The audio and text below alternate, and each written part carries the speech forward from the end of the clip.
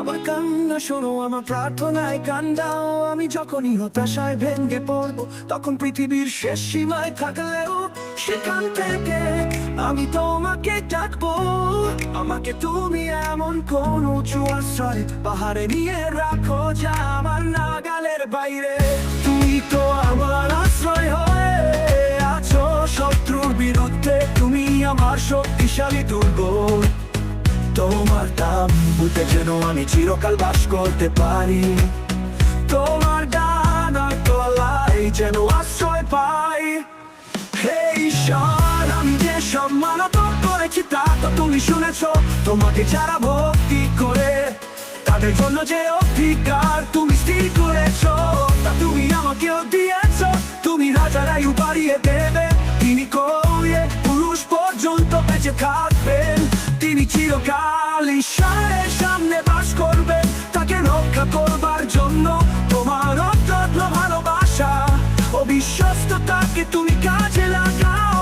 আমি চিরকাল তোমার প্রশংসা গান করবো, আর দিনের পর দিন আমার মাত্রা পূরণ করবো।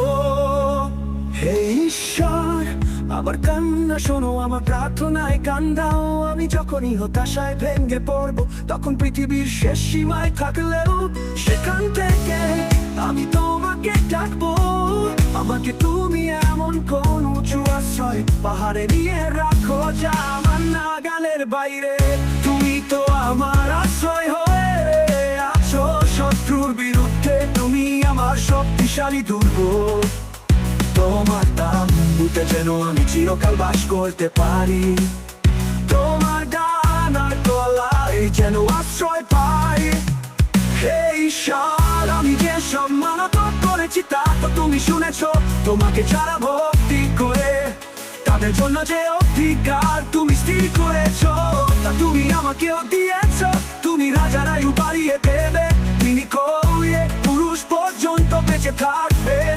তিনি চিরকাল ঈশ্বরের সামনে বাস করবেন, তাকে রক্ষা করবার জন্য তোমার অত্যন্ত ভালোবাসা ও বিশ্বস্ততাকে তুমি কাজে লাগাও।